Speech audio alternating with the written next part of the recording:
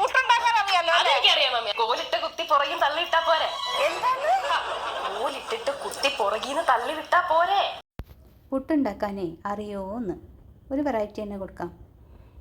പുട്ടുപൊടി എടുക്കുക, അതിലോട്ട് ഞാൻ ഇളം ചൂട് പാലാണ് ഒഴിച്ചത്. നിങ്ങൾക്ക് ഇളം ചൂട് വെള്ളം ഒഴിക്കാം, വേണമെന്നുണ്ടെങ്കിൽ കുറച്ച് പാൽപ്പൊടിയും ചേർക്കാം.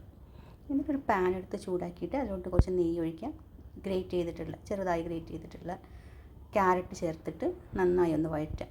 കുറച്ച് പഞ്ചസാരയും കൂടി ചേർക്കാം. എന്നിട്ട് നന്നായി ഒന്ന് വഴറ്റാം. എന്നിട്ട് ഈ മിക്സ്ചർ നമ്മൾ നനച്ച് വെച്ച പുട്ടുപൊടിയിലേക്ക് ചേർക്കാം. അതിനുശേഷം കുറച്ച് തേങ്ങയും പഞ്ചസാര വേണമെങ്കിൽ കുറച്ചും കൂടെ ആഡ് ചെയ്യാം. പിന്നെ ഒരു ടീസ്പൂണോ അല്ലെങ്കിൽ ഒരു ടേബിൾ സ്പൂണോ നെയ്യ് ചേർക്കാം. ഓപ്ഷനിലാണ്, നിങ്ങൾക്ക് വേണമെന്നുണ്ടെങ്കിൽ മാത്രം ചേർത്താൽ മതി. എന്നിട്ട് നന്നായി മിക്സ് ചെയ്യാം.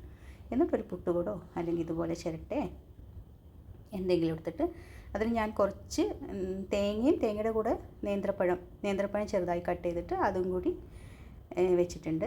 പിന്നെ നമ്മുടെ പുട്ടുപൊടിയും ചേർത്തിട്ട് ഇതുപോലെ ആവി കയറ്റിയെടുക്കാം.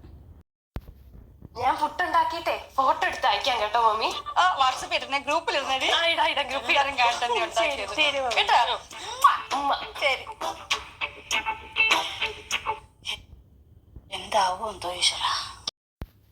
എന്താവാൻ, ദേ നല്ല മണി പോലെ നല്ല സ്വാദിഷ്ടമായ പുട്ട് റെഡി ആയിട്ടുണ്ട്.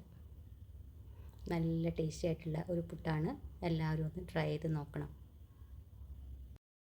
ദേ ഇവിടെ ഫോട്ടോ മാത്രമല്ല വീഡിയോ ഇട്ടിട്ടുണ്ട്. എല്ലാവരും ഒന്ന് ട്രൈ ചെയ്ത് നോക്കണേ.